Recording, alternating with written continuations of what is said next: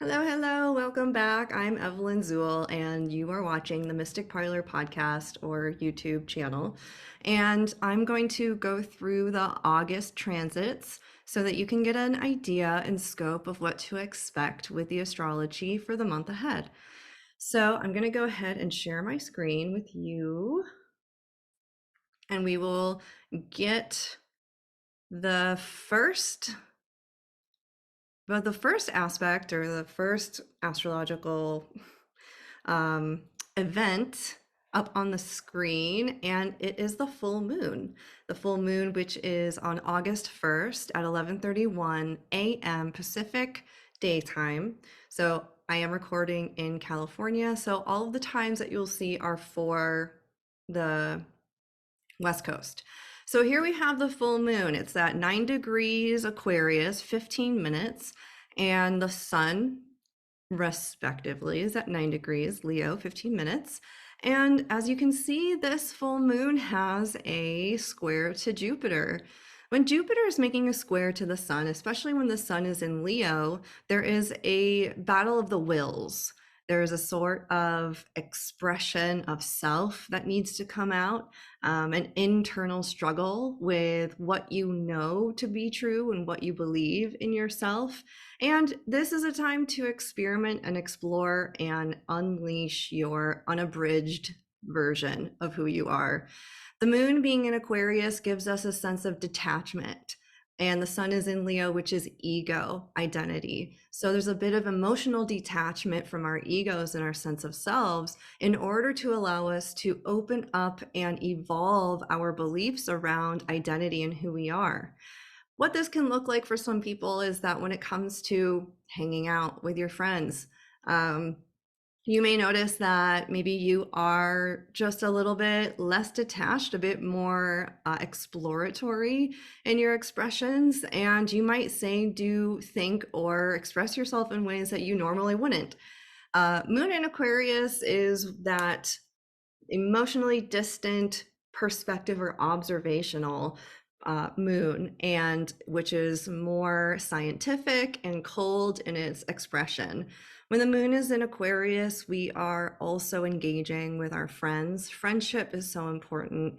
And Raven Caldera, one of my favorite astrologers, wrote a book about every single moon phase, and he dubbed this moon the friendship moon because of the aspects between Leo and Aquarius, which is community, friendship, creativity, sharing yourself with a community or an audience, which would be Aquarius, and then Leo would be the personal self-expression.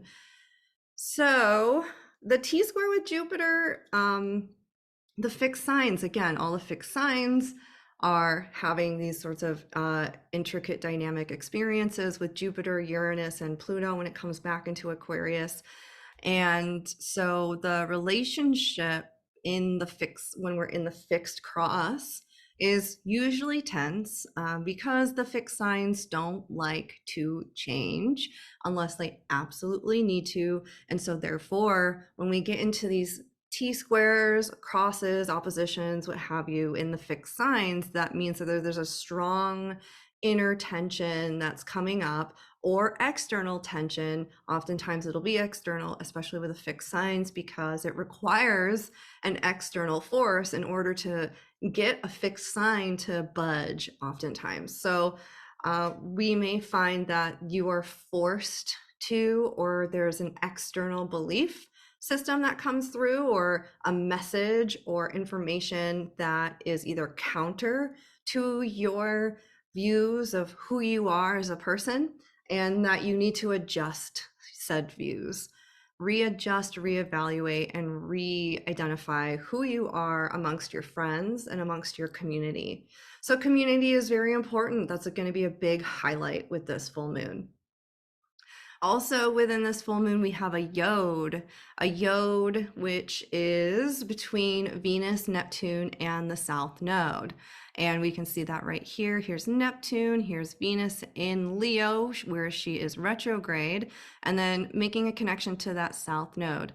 Typically, we wouldn't consider this an actual traditional yod because of the fact that the nodes are not actual planets, they're just invisible points in the sky.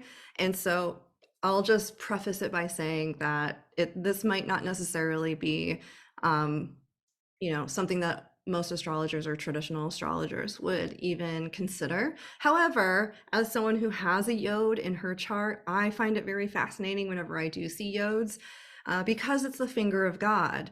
A yod is an aspect that elicits a movement that seems destined, predestined, or fated.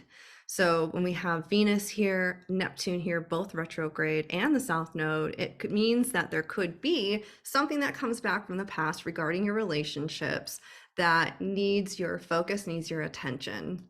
And, you know, usually it'll be either awarenesses that come to fruition around your behavior in past relationships that maybe you had not noticed or did not consider before. So it's the past coming back. Neptune is that clouded, illusory energy. And then there's a connection to Venus. So it could be, wow, I didn't realize maybe how blind I was in that scenario, or I didn't realize how I was behaving, I wasn't aware. So things like I'm not aware of, I don't recognize or see. Those are all themes with in conjuncts between Venus and Neptune. Also, we have a Mercury opposite Saturn right here, and then also a Mars trine Jupiter for the full moon. So Mercury opposite Saturn here. Here where we are. Oh, okay, so exact, pretty much getting there. Mercury, which is the planet of the mind, information, data, and Saturn, which is rules, restrictions, and regulations, comes by to essentially tell us, hey, you can't do that. You're not allowed to do that. That's not appropriate. You shouldn't be doing it this way, so on and so forth. With Mercury and Virgo, we go into automatic fix it mode. Oh, okay, well, what do I need to do now to make it better? How do I fix it? How do I rearrange this? It's a bit of an anxious Mercury placement, very productive though. So something to consider that influences the full moon energy. There's a lot of excitement today with this full moon. The confidence, your relationship to your confidence also gets brought up. Either you are working on building more confidence or you're working on tempering your confidence because perhaps your confidence has gotten you into trouble or problems in the past. And so you become aware of where it is important for you to be more humble versus confident, and then vice versa. For those who are working on building confidence, is a great time to actively do things, communicate, share with people your creative skills. So moving along, on August 9th, we have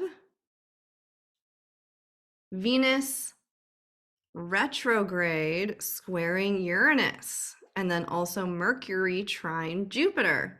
August 9th is a day for change. Some of us may initiate changes in the dynamics between ourselves and romantic partners through communicating helpful insights and simple solutions.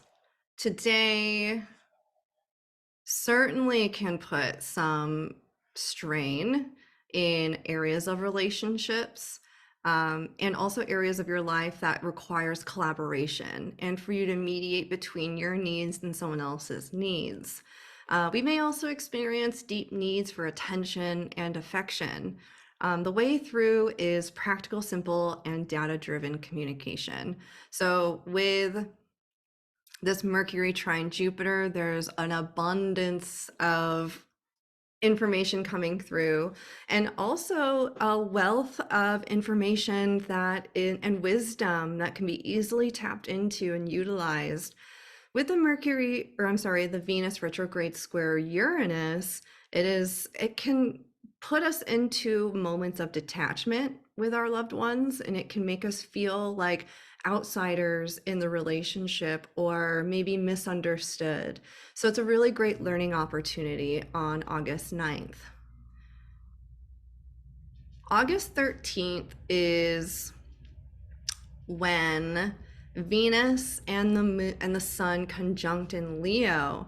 So this is a really impactful day. We'll probably hear a lot about it from all of the astrologers and people on Instagram, whoever you follow.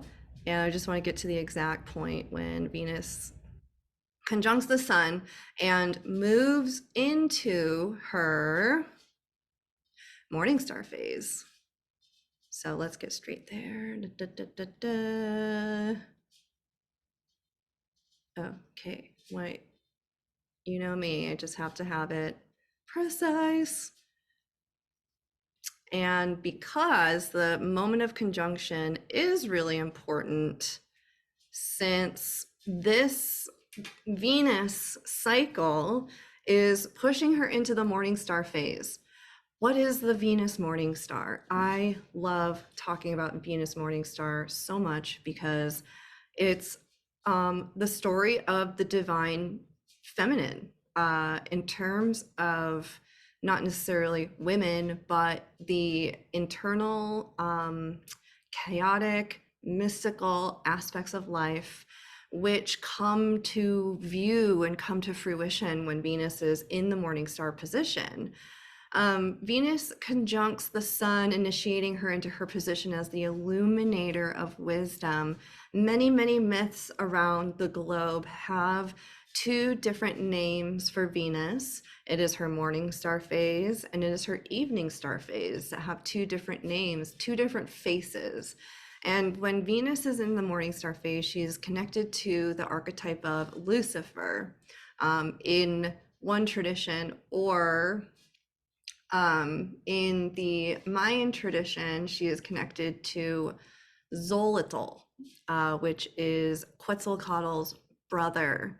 So Quetzalcoatl and Xolotl, Zoaxel, Zoatl. Sorry, I'm like seeing the name Xoatl in my brain, but the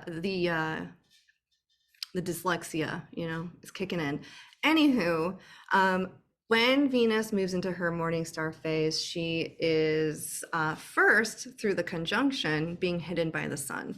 So she's being blasted away. She's infusing her wisdom and glory with the sun's. And when she comes out of hiding from the sun, then we'll start to see her light in the morning. When she comes back into view, she will bring with her deeper awareness around how we can show up and exude radical self-acceptance. Venus will fall into contact with the sun and become crowned the morning star once again, bringing forth wisdom, insights, and illumination from the shadows. Venus making moves to shake us out of our complacency in relationships and romance. She is loud, especially in Leo. A morning star Venus in Leo, she's not going to let anyone walk over her. She is going to make sure that everyone knows and everyone sees her brilliance and her wisdom. People who are born with the morning star phase are pretty radical individuals, especially women that I've known, or feminine identifying people who lean more on the feminine spectrum, have a radical way of self-expression. They don't take crap from anyone. They cannot be contained. They will not be told how to love, who to love, or when to love. They have a very interesting relationship to love, romance, and sex that is oftentimes alternative, radical, or non-traditional. For the sake of opening up our eyes and, consciously or unconsciously, to enact the archetype of the radical, untamed, unkept woman. Um, so while we are going through the Venus conjunction with the Sun, some questions that you can ask yourself is, what has Venus retrograde been activating for you the past couple of weeks? And have you noticed a marked shift in the way you have been navigating love, money, and resources? Is there a difference within how you actively seek out finances and money, and how you engaged with your material world? When Venus is in Leo, it's quite opulent. She's opulent. She makes big gestures. She likes to be seen. She's not going away quietly. So when Venus is retrograde in Leo, we are kind of loud. We're kind of needy. We're telling people what we want. We are telling people what our needs are. We're seeking affection actively. So all these things around that, like, ask yourself, what does it mean? How does it feel for you? Is this a new experience? Um, One thing that's been quite interesting with Venus retrograde is, as we all know, the past comes into the present once again. So past relationships, and this could be potentially your more dramatic relationships that didn't have closure, come back to have closure. There's, more of a demand of, why did this happen, or why don't you like me, or what is your problem with me? Tell me now. So Venus will be retrograde until September 3rd, and then she'll station direct at 12 degrees 12 minutes Leo. The day after that conjunction, we have a new moon. August 16th, we have the new moon in Leo at 23 degrees 17 minutes at 2:38 a.m. Pacific time. The new moon in Leo will be making a square to Uranus, a conjunction with Venus retrograde, and a trine to the North Node, which is a wonderful change because of all of the South Node activity that we've been having, and this kind of past becomes present energy with all of the planets retrograde. Now, with a new moon in Leo, we have a bit of forward movement happening. We can start to plan ahead. We can start to plant the seeds and look forward into the future without so much focus on the past and what is being regurgitated from the past. With the new moon in Leo, we of course always fall back to the themes of new moons, which is planting seeds, starting fresh, starting new things. The moon is absent, so she is by the sun. We can't see her, and her light is dark. And in the darkness of the night during the new moons, oftentimes it feels a bit cold. It feels a bit, it's dark. We're in the shadows. We're going within, and there isn't a lot of desire. Typically, I mean, for me anyway, I don't really like going outside or socializing during new moons. It's just, I feel so drained. I'm usually tired. But with it being in Leo, I think it might be a bit of a different story. And also with the trine to the North Node, we might actually feel a bit more alive, energized. There might be more that we're ready to embark on, with especially the new moon squaring Uranus. So this is like a need for change. Change is paramount. It is necessary. It's important. So although new moons typically are a time when you are feeling into yourself, integration period, introspection, this new moon is going to feel a bit more energized, a bit more jazzed, and excited. Uranus is doing things to us where we are questioning who we are. How fun. It's making us detach from ourselves, our self-expression. And for some of us, that can be really helpful, especially for those who tend to be more shy or have more stage fright. This is going to be a really great time to get out and get past your insecurities about expressing yourself and sharing your creative endeavors. Also, this might elicit some desires to change how you present yourself. For people who are in the creative fields, you might desire a rebrand. You might just feel shaken up and just like realizing where in your life, your work or your community or just various parts of your life are not reflecting 100% who you feel and believe that you are. So, Leo, of course, is really, Leo is all about being true to yourself, being honest, and being like your truest version of who you are, no matter what people think.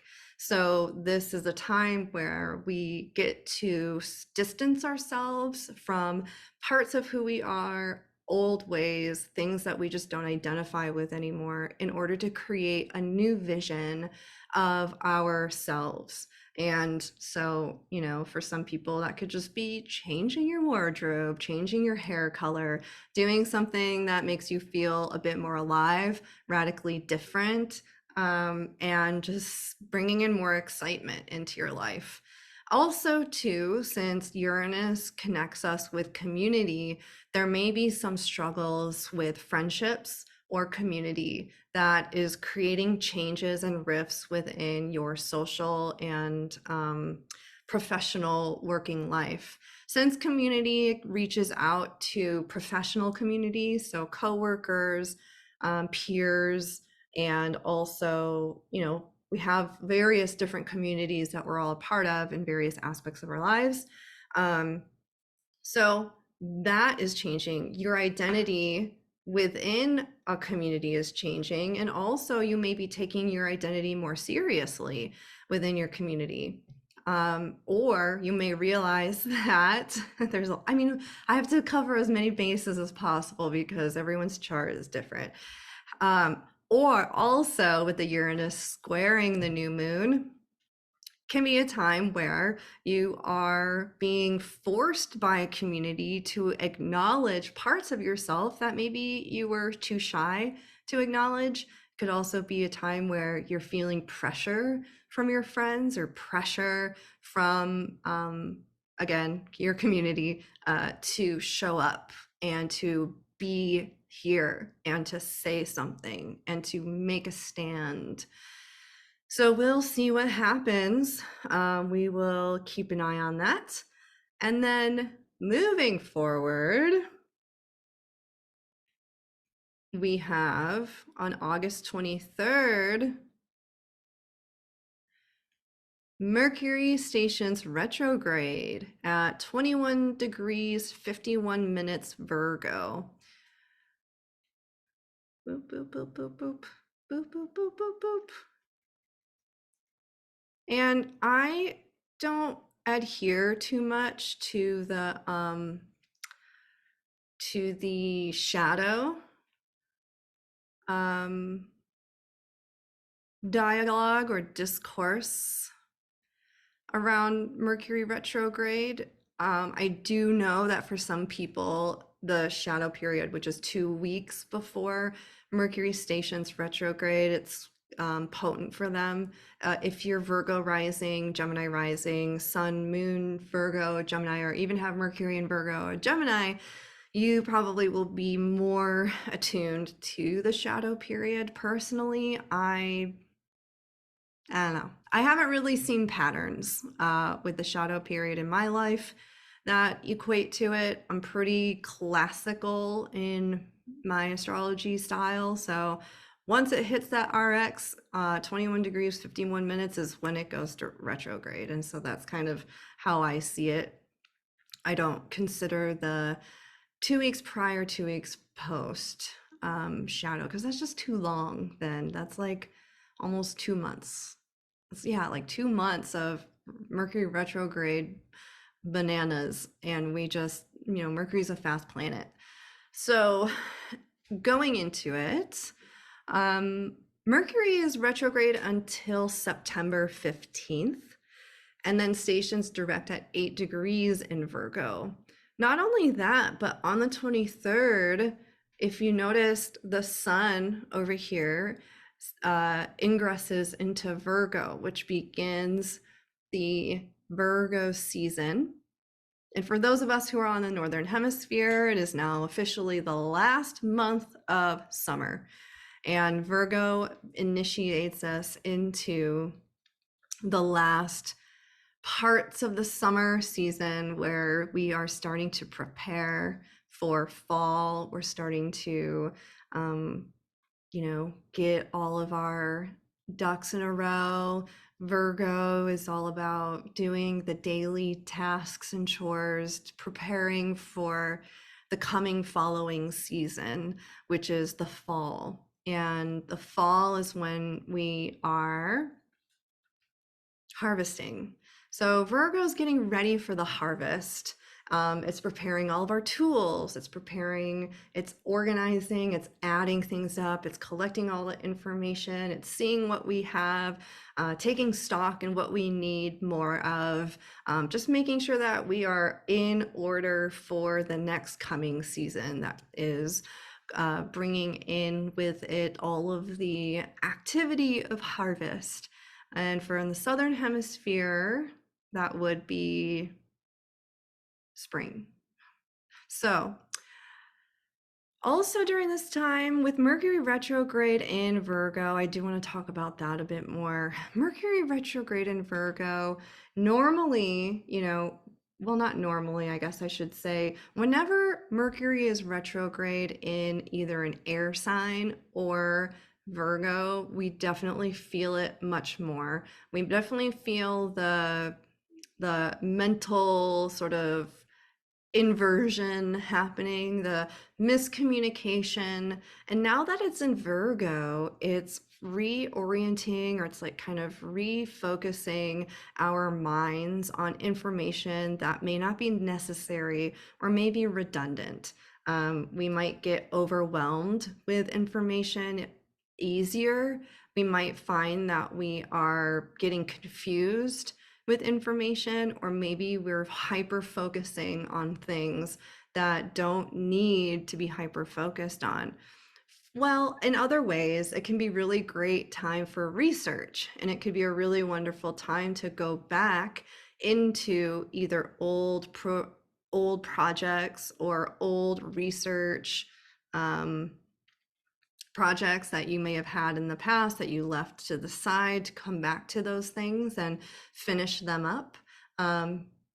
Even old, like it's great for editing. So if you have to edit videos, writing, photos, what have you, it's a good time to go back and edit out the unnecessary parts of something. Virgo, I call Virgo the great editor of the zodiac, because Virgo is able to see the missing pieces or what's not right in a situation.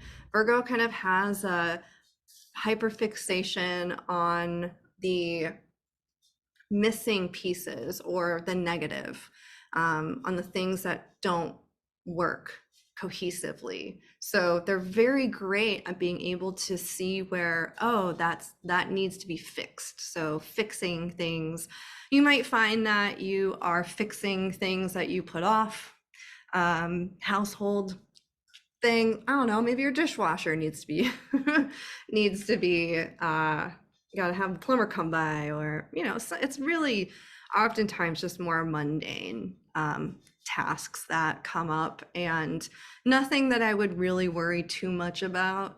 Only just being very cautious of data and information, and also noticing when you are possibly overly hyperfixating on information that's not necessarily important or conducive to the project at hand.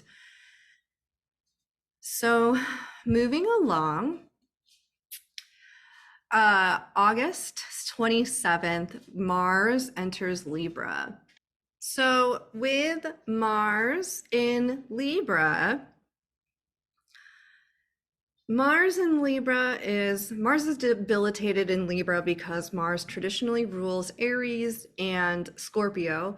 And when Mars is in the opposite sign of what it rules, or any of the planets are in opposite signs of what they rule, it means that they're in debility. So it's debilitated in Libra, and that is because Mars but Mars is the planet of action, of movement, force, power, expression of will. And we all have this in us. We all have a way that we move through life, and everyone moves through life differently. For instance, if you have a Mars in Taurus, it might take you a bit longer to take action on something, but when you do it, and you do it very, very pragmatically and for a long time and very eloquently. Mars in Libra is not going to do anything until it knows what someone else is going to do. So with Mars in Libra, the focus is now going to be on what other people are doing. And there might be more drama that comes up because of that. Because when you're focusing on how other people are behaving in order to orient your actions, that means that there's going to be some judgment, which is a Libra keyword. Libra is associated with the tarot card judgment. And justice. I'm sorry.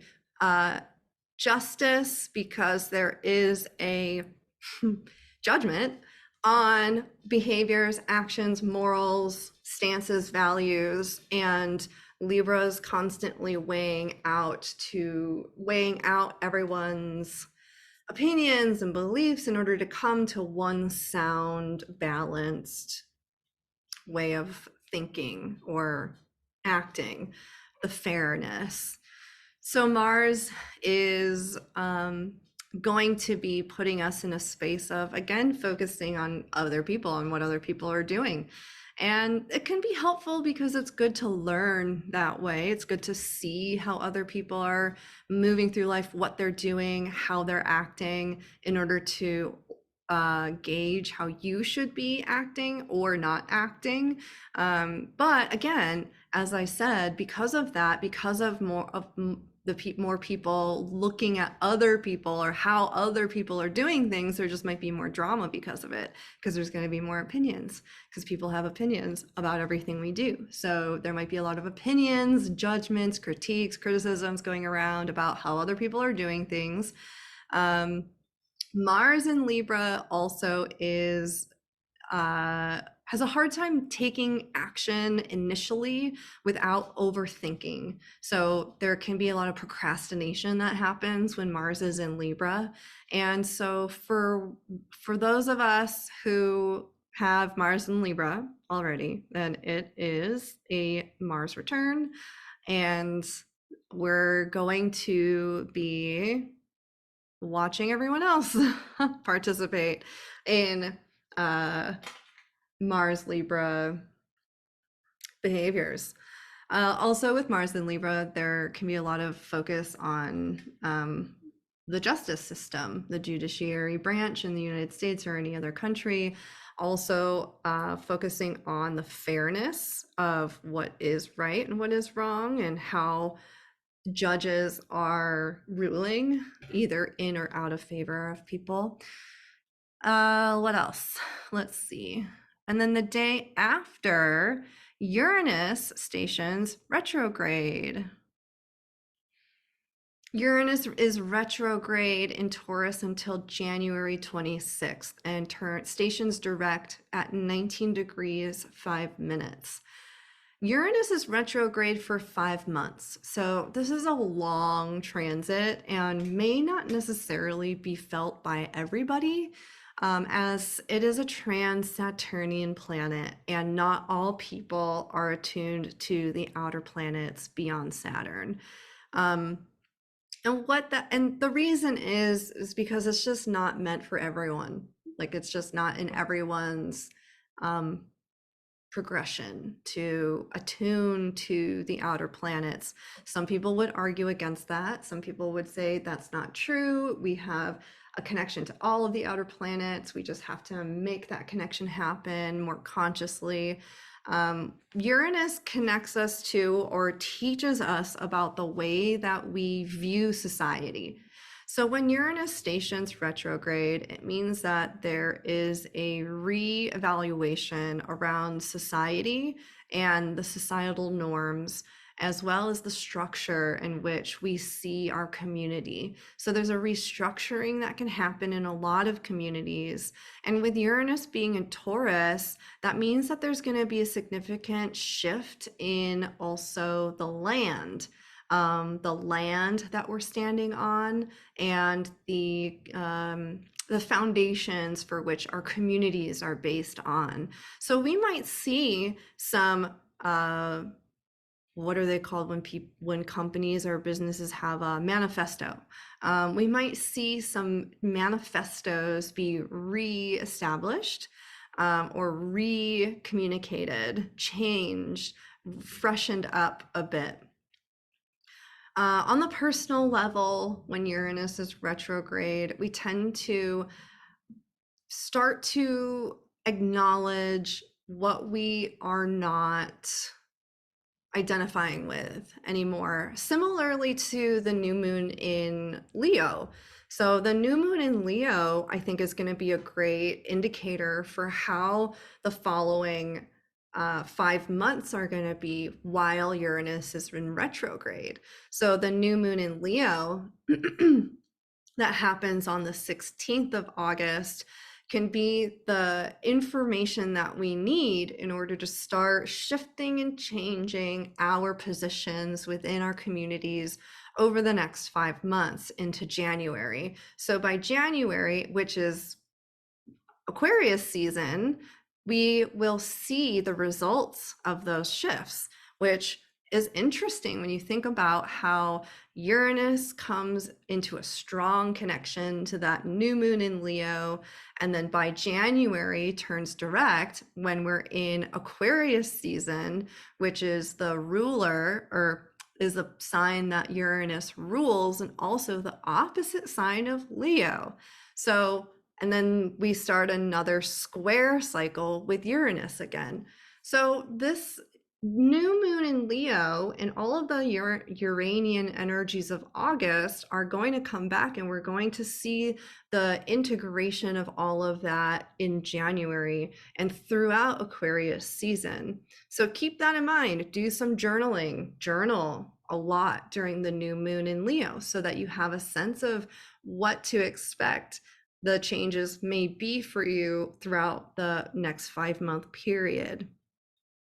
When Uranus is retrograde, it's also allowing us to feel more detachment to the parts and areas of our lives that are no longer relevant for us. And we might find ourselves shifting and changing our interests during that period of time, and disconnecting emotionally from things that we used to heavily identify with.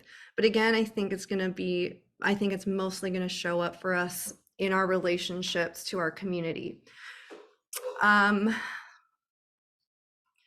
So community and friendships. Let's see. Okay. And now it's a bit of a recap, because taking a look at the chart, we've got, starting up here at the top, Pluto retrograde, Saturn retrograde, Neptune retrograde, Chiron, Uranus, Venus, Mercury. Woo!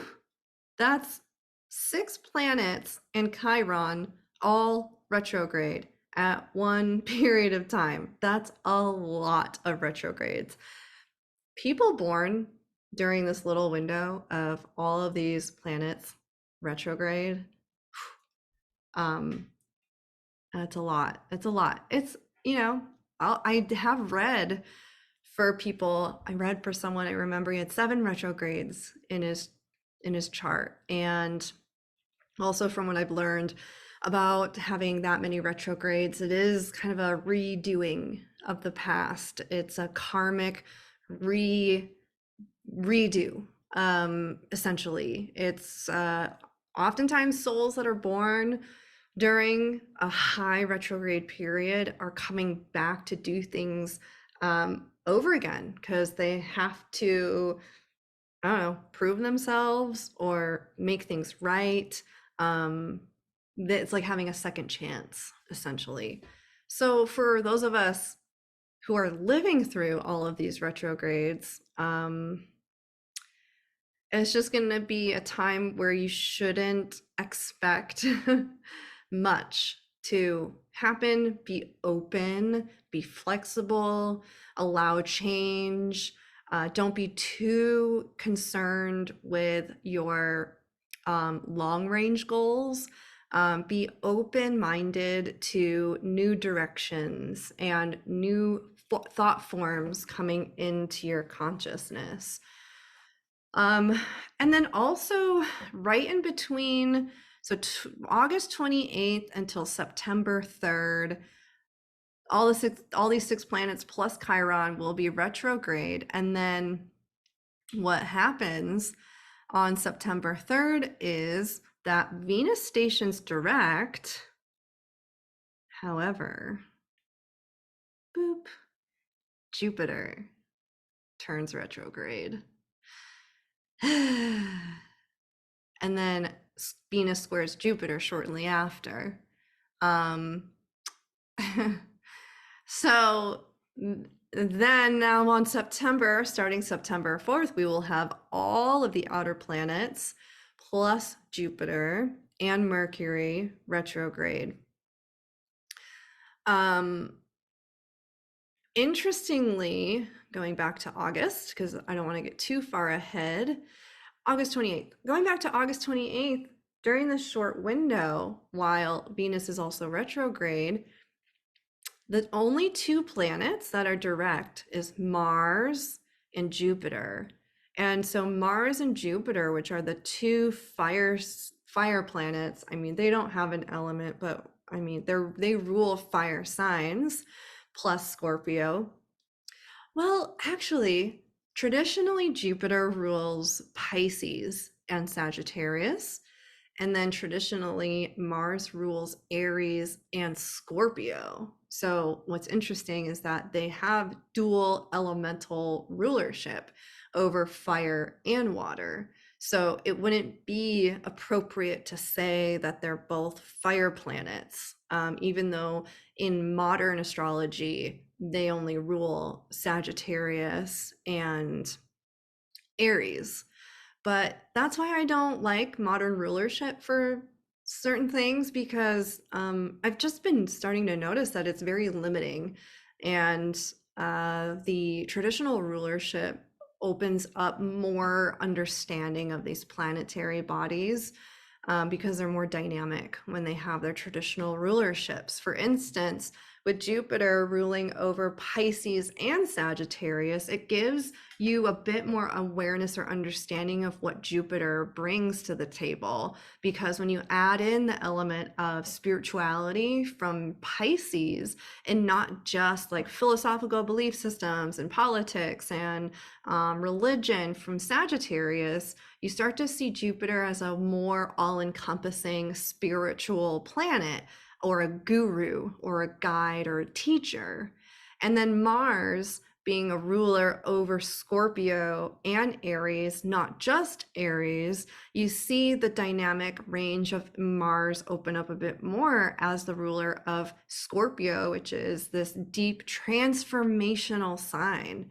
So Mars also brings us transformation and change and initiates those things. That's where the change comes from, is through Mars action and Mars behaviors. Mars is like a trigger point for change. So when you get Mars and Uranus together, ooh, that's a quick, immediate, fast change, unexpected. So let's see what else we've got. So I guess in general, my interpretation with all the planets besides Mars and Jupiter retrograde is that we're going to have, okay, I'm also going to break it down a little bit more because Mars is debilitated in Libra. So it's going to be a frustrating time, not going to lie. It's going to be frustrating. It's going to be hard to move forward. There's probably going to be a lot of gossip and there's probably going to be a lot of like kind of communication, bickering, gossip, talking in the ethers, moving around, but not a lot of action happening. So I think there's going to be a lot of talk and not a lot of action, and a lot of planning and a lot of like prepping and a lot of like, mental activity without a lot of seeing results, which also can be good for, like I mentioned earlier, with Mercury retrograde. Prepping, planning ahead, not necessarily doing anything yet, but like getting all your ducks in a row, gathering all the things, kind of just like imagine a squirrel going around the forest, collecting all of its nuts and putting them in all their little places, getting prepared for the future to come. And what else?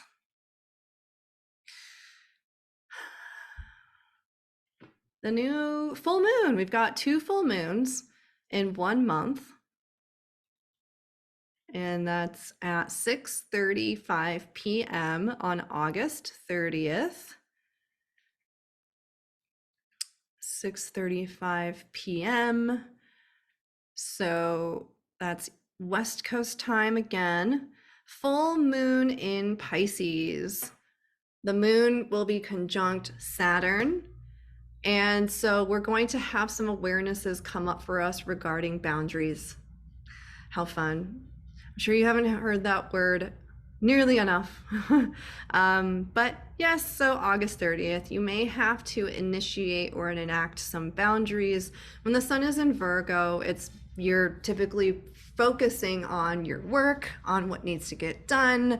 Moon in Pisces is trying to pull you out of the finer details and bring you into a larger scope. So it can be hard, especially when Saturn is right there, to see that larger picture or access that more ethereal fantasy imaginary realm, because you have to be forced into the practical. So though we may feel this desire or pull to go into the illusory and creative spaces where something practical is bringing us back down to earth and saying, no, there's a boundary around your time and what is feasible. So we're kind of like, it's like meeting a brick wall of reality with Saturn there. Also too, with Saturn, we can maybe go into a bit of a depression, feel a little forlorn, feel a little like, just like, I don't know, not bummed, but bored, I guess, or just like uninspired. But through the full moon energy, you can access your relationship to your spiritual realm.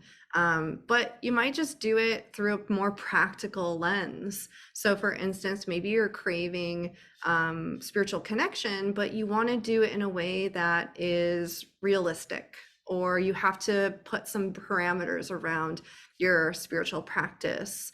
Or let's say your altar needs to be cleaned up because it's dusty and the spirits are mad at you for that and they're not talking. So you're realizing there's this, again, like brush up with the reality, or the brush up with what our responsibilities are in order to access those higher realms and higher imaginative or creative spaces. Even for artists and creative types or creative folks, it's just seeing what your limitations are with your vision, and then realizing the pieces that you have to put together in order to make that happen. So again, going back to the themes for all the retrogrades happening throughout the next months, it's a lot of planning and prepping and getting ready for something eventually. I think that is it. I think that's it, everyone. I am offering readings. So if you would like to book a reading with me, you can do that on my website, themysticparlor.com.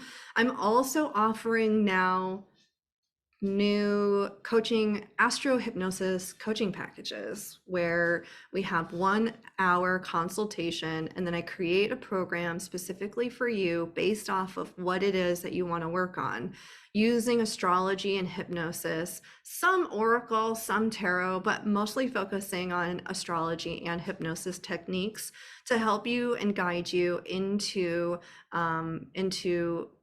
change. What do you want to change? What do you want to access? Where do you feel blocked? Where do you feel limited? I want to use hypnosis to help reorient your frame of thinking, and which helps you to change your actions. So your thoughts create actions, which create your reality and create your future. In the Buddhist text, they say that thoughts create your next life. So every thought that you have is creating your next incarnation. So getting a hold of your thinking, taking control of your thoughts is the first step towards liberation. And so hypnosis is designed to help you to overcome obsessive thinking, critical thinking, anxiety, depression, what have you. Also, I'm going to stop sharing this. Okay, so also subscribe, like, follow, share, all the things. I am hoping to monetize off of these videos so that you don't have to pay me, that I can just get the ad revenue to come through so that you can continue to have free content and free astrological information and education, which is my big drive. You can follow me on Spotify, become a subscriber there. Also, you can subscribe to my email list, themysticparlor.com. Should anything fall apart catastrophically, maybe I'll have your email. I can email you. What else? I have an event coming up in September, September 9th.